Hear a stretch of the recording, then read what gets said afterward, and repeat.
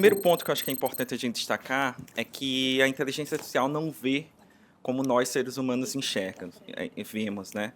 Então, acho que isso é bem interessante na saúde, porque existem vários casos, inclusive de literatura, que o médico ele tenta entender e ele não consegue saber se ela realmente está acertando aquilo, porque na cabeça dele aquele racional não existe. Um exemplo que eu começo é com a foto do fundo de olho de um paciente, tá?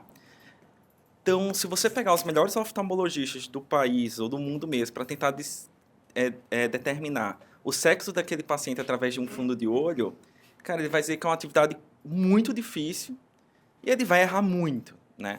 Ele vai errar com a acurácia de 60%, 65% que ele consegue detectar. Ele consegue ter uma ideia por alguns padrões, mas ele não consegue ser tão assertivo como um algoritmo. Então, o algoritmo já para determinar o fundo de olho, o sexo do paciente pelo fundo de olho, ele praticamente não erra. A gente tem artigos aí de 93%, né, de acurácia, vamos dizer assim, é uma das métricas que a gente vê e tem sua finalidade. E outros até mostrando mais, 97%, 96%. Então, o ponto aqui que é interessante e que é importante, sem entrar em muita parte técnica, é que o computador e o algoritmo ele não enxerga de fato como o ser humano ele enxerga. Então, esse é o primeiro fato para a gente entender como é que a gente pode trabalhar. E cada vez está ficando mais claro. Tem até uma área que a gente fala de padrões ocultos, que é justamente para ver alguns pontos como esse. O segundo ponto que é muito importante da inteligência artificial aqui é com relação ao seu caso de uso. Então, eu tenho vários exemplos, a gente tem trabalhado nisso há bastante tempo. Então, esse é o primeiro ponto aí que eu queria falar. Então, o computador ele praticamente não erra, né, quando a gente bota um fundo de olho. E aqui, provavelmente, o estrógeno, né, o hormônio feminino, ele vai fazer variações nessa vasculatura que a gente, como ser humano, não temos a inteligência para entender de forma muito clara nesse sentido. O ponto mais importante aqui da inteligência artificial, e eu vou dizer que é a grande dificuldade, né? Tecnicamente, cara, é difícil, não é a coisa mais simples de entender, mas não é impossível, de fato. Assim, você fazer cálculo de matriz, álgebra linear, algo que é entendível. Hoje, com esses modelos transformers, a complexidade dos algoritmos está ficando um pouquinho mais complexa, de fato, e aí dá um trabalhinho mais até para entender em alto nível.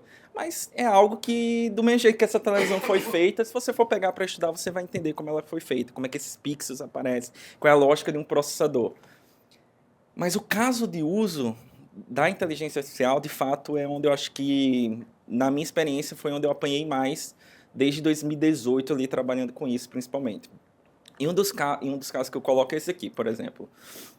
Teve um concurso da Sociedade Internacional Americana de Inteligência Artificial. O primeiro foi de quantificar raio-x, a idade óssea através do raio-x, e esse aqui foi de ver lesão de sangue na cabeça, na tomografia, né, de crânio. E beleza, tecnicamente é bonito, você consegue fazer esse algoritmo, a gente chegou a fazer esse tipo de algoritmo lá atrás, mas o caso de uso desse algoritmo, ele é praticamente irrisório para um médico, né? Um médico radiologista, porque basicamente o que tiver branco, que dentro dessa grande bola branca tiver um pouquinho mais branco do que o normal, provavelmente é sangue. E se você talvez consiga ensinar para uma criança de 12, 13 anos, ela, na prática ela vai aprender isso. Então, para o radiologista é muito pobre essa informação.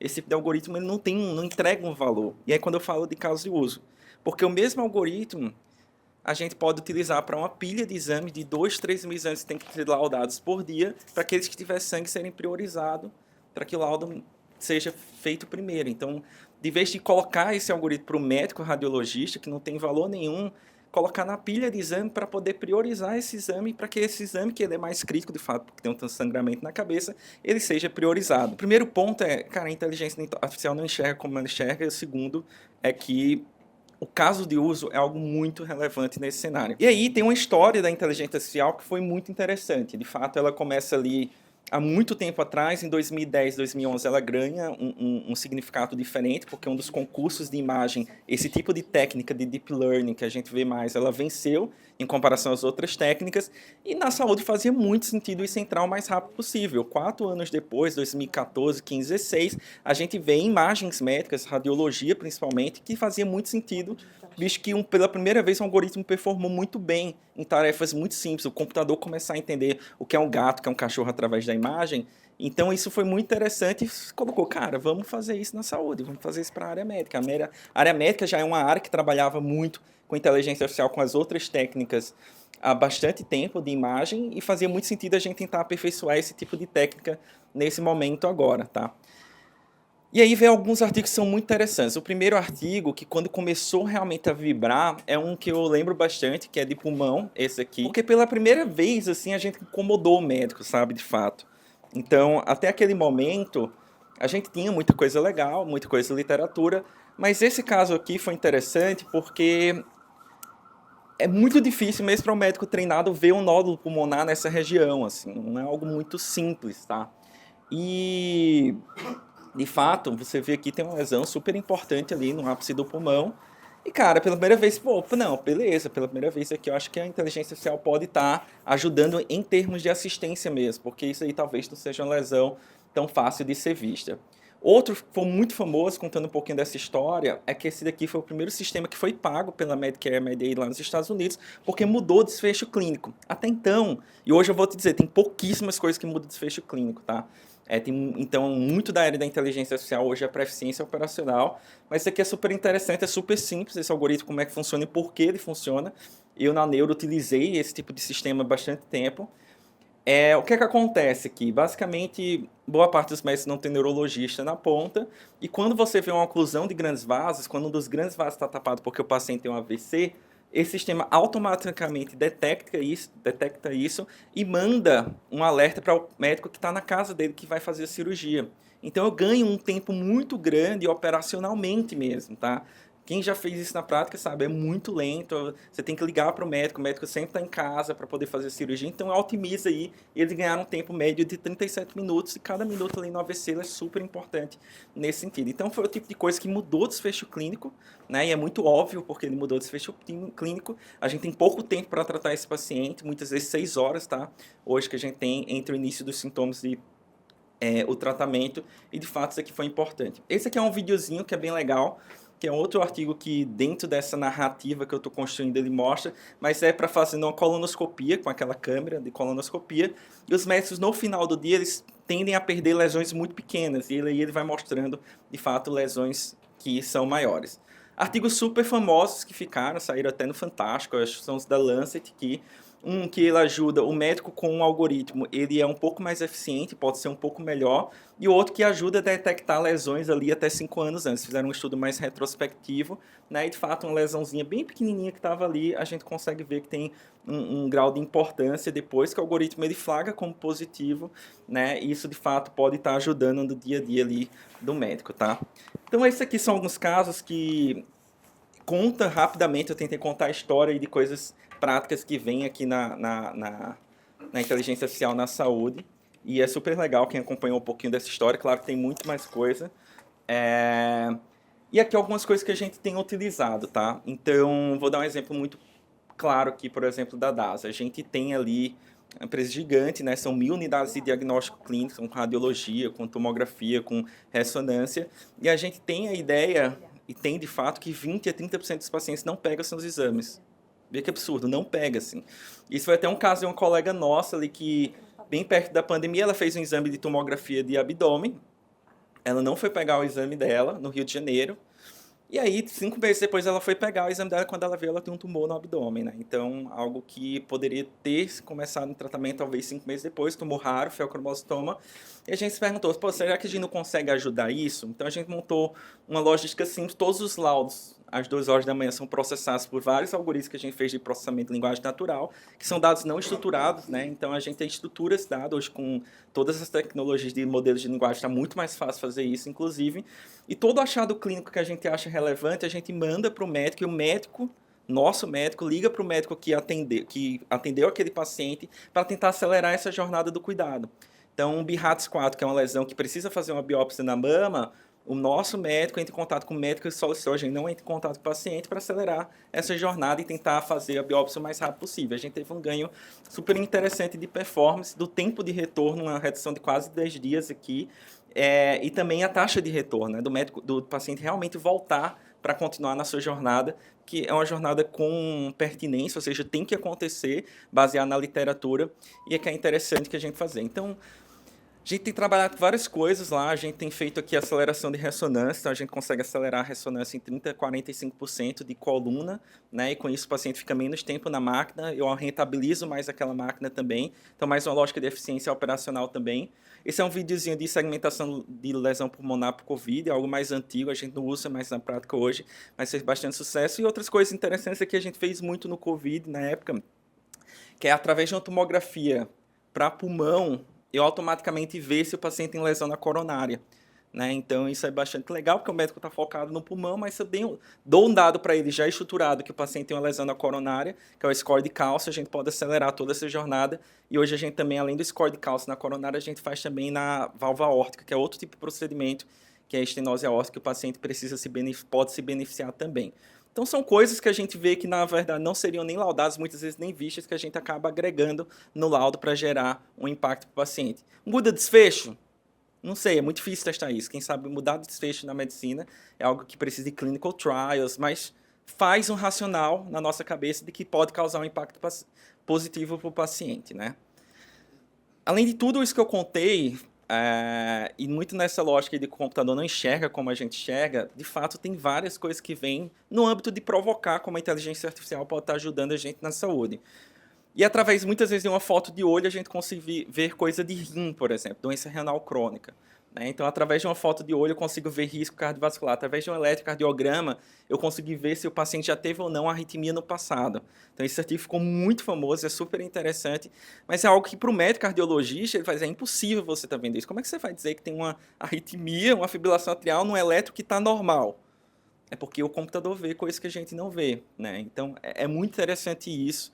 E é muito difícil, inclusive, de validar essas informações. Por isso que fica na descrença e no descrédulo, mas, independente do desfecho disso que seja, tem muita coisa para a gente aprender sobre essa tecnologia ainda. Então, coisa que no pulmão também, controle de diabetes através da pulmão. Cara, tem como a gente saber isso? Então, algumas coisas ficam na dúvida mesmo, outras coisas estão lá para ser provadas. Tem muito artigo ruim de 2021 para antes, assim, eu cheguei a avaliar de algumas revistas como editor, mas depois começa a ganhar um grau de robustez que começa a ficar interessante. Isso foi até o mundo desse tipo de arquitetura que a gente usou muito e usa ainda, né, que é redes neurais convolucionais, etc. Existe um tipo de arquitetura muito importante, mas de fato de 2022, 2023 tem um novo modelo que chama a atenção, que são os modelos de linguagem, que traz um grau diferente aqui para a gente de potencial, inclusive, né? Super complexo de treinar, muito processador precisa, mas ganhou uma notoriedade importantíssima. Isso é o ChatGPT, por exemplo, cara, você precisa de 24 mil placas de vídeo, uma do lado da outra, coladas para poder fazer um modelo como esse, ainda num tempo e um custo super elevado. Então não é algo tão simples. E para provocar vocês, que a grande questão é hoje do quanto que esse computador tem inteligência ou não tem inteligência de fato, né? Eu coloco aqui, por exemplo, esse livro aqui do Pequeno Príncipe. Então, quem usa muito esse exemplo é o próprio pessoal do time da Microsoft Research, né? Peter Lee, etc., que eu acho super interessante para a gente se provocar aqui do potencial desse tipo de ferramenta. Um modelo desse ele é treinado baseado em muita coisa que tem na internet. Muitos textos, muitos vídeos, muitas imagens, dependendo do que você quer com ele. E se a gente for perguntar, qualquer um de nós aqui que já leu, um livro super famoso no Brasil, para a gente trocar uma ideia sobre esse livro, provavelmente a gente vai conseguir bater um papo de 15, 20, 30 minutos sobre esse livro, de quais são os ensinamentos que tem esse livro, né? Isso é super interessante. E se a gente perguntar para o ChatGPT, por exemplo, ele também, se a gente perguntar para do que esse livro fala, né, ele provavelmente vai pegar o compilado de informações que tem na internet, eventualmente alguém pode ter feito uma resenha sobre esse livro na internet, e ele vai aprender aquela resenha e ele vai colocar um output. Então ele vai falar da amizade, a importância da amizade dos relacionamentos, da essência da infância, a necessidade de compreensão, enfim, ele vai colocar vários pontos que são importantes sobre o livro. Mas o fato aqui, se a gente colocar agora e perguntar para ele o que é que alguém da plateia no simpósio da Evil Mind, no dia tal, que está na Paulista, e eu dando aula de inteligência artificial, se o Pequeno Príncipe estivesse assistindo na plateia, o que é que ele iria perguntar? Cara, é algo que eu tenho certeza que ninguém nunca colocou na internet. E ele vai montar um racional de complexidade e vai tentar dar uma resposta. Então, ele vai tentar trazer aqui uma série de inputs que, de fato, não tem na internet. É uma informação que ela não tem lá, né? Então, Ele vai colocar, a inteligência artificial consegue fazer amigos como eu fiz com a raposa? Ca- E assim, aí começa aquele negócio, de fato, tem algum grau de inteligência? Não tem. Tem uma área ali que a gente fala de inteligência geral, né, que ela conseguia super AI, que ela conseguia atingir vários domínios cognitivos do humano. Então, é o tipo de provocação que a gente está tendo e, de fato, tem muito potencial esse tipo de tecnologia nesse sentido, tá? Esse tipo de modelo ficou super importante. A gente tem vários benefícios, riscos, várias coisas pré-publicadas ou publicadas das capacidades e como esses modelos podem ajudar, e como eles podem ajudar no suporte clínico, que tem muita startup, inclusive, trabalhando com isso, empresa, como é que ele ajuda a diagnosticar casos complexos.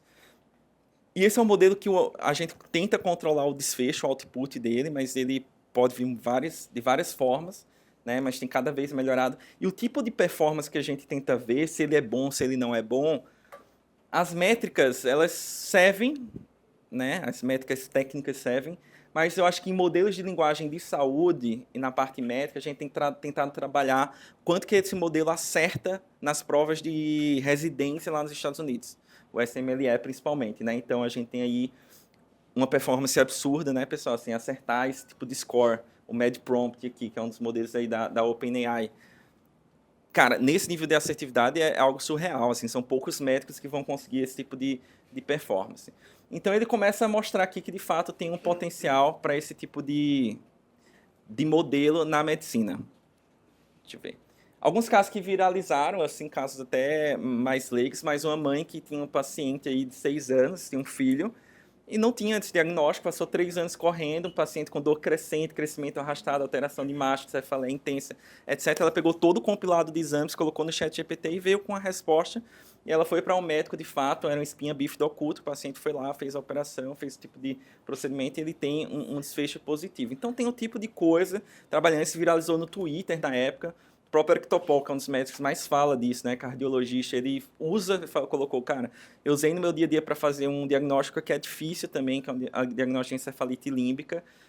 E tá aí, ele tem um grau de ajuda, ele consegue ajudar de certa forma, né? No dia a dia ainda, talvez tem muita coisa pra gente aprender, mas tem muita coisa legal que vem. Uma outra provocação que é super interessante da inteligência artificial é esse artigo, ficou bem famoso, tem vários vieses aqui, mas é interessante que é uma plataforma que os pacientes colocam para tirar dúvidas médicas.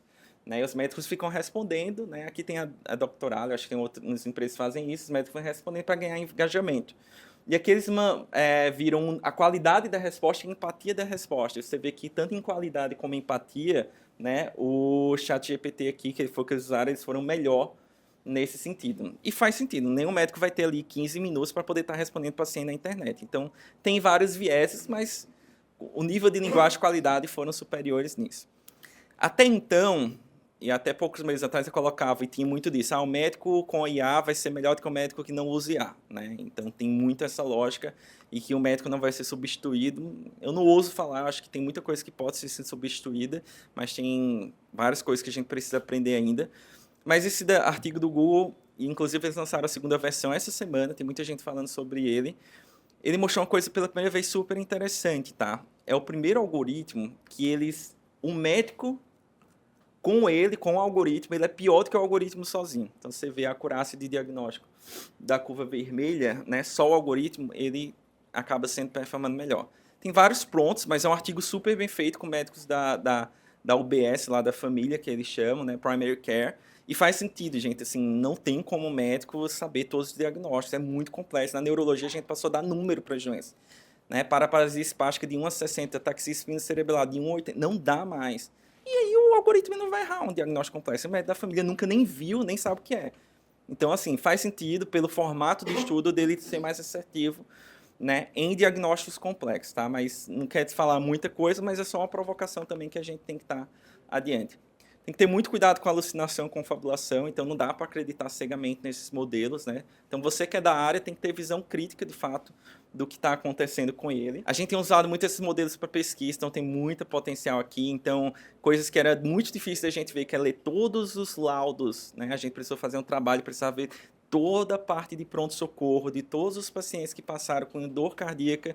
Cara, é um trabalho assim, e você ia ter 5, 6, 7 pessoas e ia passar 150 dias para fazer. E, de fato, a gente consegue ter toda a leitura em 2 segundos, laudo por laudo, e tirar todos os dados estruturados. Isso é um tipo de caso super legal que também tem para poder fazer classificação de dados. Então, quem trabalha, a gente viu câncer de mama, eu consigo já fazer uma tabela baseada numa pancada de dados não estruturados, já tudo bonitinho para pesquisa. Então, isso é muito bom para pesquisa com a indústria farmacêutica, para esse tipo de avaliação. E aí tem alguns casos novos, inclusive todo ano tem uma evolução super interessante. Esse aqui são sistemas que você pode colocar para poder fazer leitura e ajudar o médico no dia a dia do atendimento do pronto-socorro, ajudando no preenchimento da documentação clínica, ajudando na qualidade do documento. Então, tem aí o próprio Microsoft coloca aí que tem uma ajuda muito importante nesse tipo de tecnologia. Enfim, e eu quero agora trazer mais uma provocação no final para a gente entender quais são os ramos que isso está tomando, que é essa lógica de gêmeos digitais, né? Então, a gente tem um tipo de dado novo que até então na saúde a gente tem temperatura, frequência respiratória, quanto o coração está batendo, a gente tem ali exames de imagem, a gente tem também exames de análises clínicas, hemograma, enfim, esse tipo de exame. E a gente tem um dado que ele é subutilizado e começa a ganhar mais atenção, que é o dado que a gente chama do fenótipo digital, que é um dado que está ali no teu dia a dia já no teu celular, né? Então, muitas vezes é isso aqui. Para que serve o teclado do teu celular? Cara, talvez para mandar uma mensagem da internet, né? Isso é um pensamento racional. Mas a velocidade com que você digita no teclado celular, ele pode dar um sinal super importante quando comparado com indivíduos do mesmo sexo, mesma idade, que é o primeiro sintoma da doença de Parkinson, que é a bradicinesia, que é a lentificação dos movimentos, né? Então, você começa a lentificar os movimentos, você compara com indivíduos do mesmo sexo e idade, e não só isso, o conteúdo da linguagem que você está falando é importante. Então, tem um pesquisador que trabalha aqui no Brasil para poder ver o paciente que tem esquizofrenia um pouco antes o risco dele ter um surto psicótico, 2 semanas antes, pelo conteúdo da linguagem. Então, é um tipo de dado que está lá. A velocidade média, que é o que você está andando com o celular, quantos passos, o eixo, né? Então, os novos celulares, inclusive, conseguem ver o eixo, se ele está equilibrado no centro de massa, se ele está desviado para trás. Isso na neuro me ajuda a fazer um baita diagnóstico diferencial de doenças super complexas.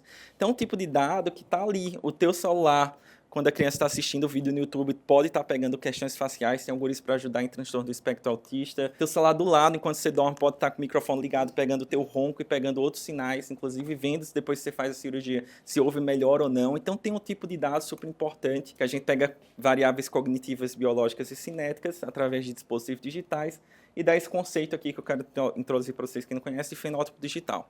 É o dado coletado de segundo a segundo, de forma ativa ou passiva, sua com os dispositivos digitais, dessa interação e que você vai utilizar para algum caso de saúde específico, né? E para fechar, quando você usa, né, e tem muita gente trabalhando nisso, assim, algumas pesquisas, no âmbito de pesquisa, tá? Fenótipo digital com fenótipo profundo, que é uma variável além da genética. Então, fenótipo que é o conceito. Tua genética dá a cor do teu olho, teu cabelo, enfim.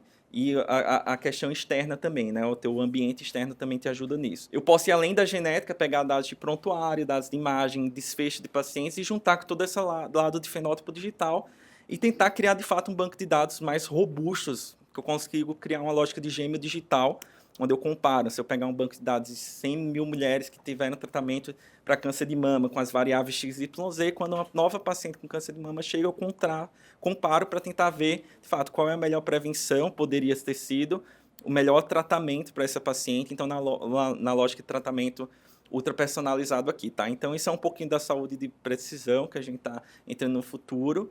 Já tem coisas nesse sentido, então, ali mesmo, cadê? O 9 de julho, é um dos hospitais que a gente tem na cardiologia, né? Tem, então, antigamente, para fazer uma ablação na cardiologia para pacientes de arritmia, você ia queimando o coração e ia vendo o que ia acontecendo. Hoje não, você faz um scanner 3D antes, com ressonância, com eco e eletrofisiologia, mapeia e o algoritmo já diz, é aqui que você tem que fazer para poder parar esse circuito. Então, é na lógica de gêmeo digital de um órgão específico, né? Então, algo já acontece na saúde, mas tem muito para evoluir nesse nível que eu estou colocando agora. E aí, eu acho que a grande questão é qual é o próximo passo que a gente vai fazer. A gente tem muita coisa para a gente trabalhar na genômica, principalmente, e espero ter agregado um pouquinho aí no dia de vocês, tá bom?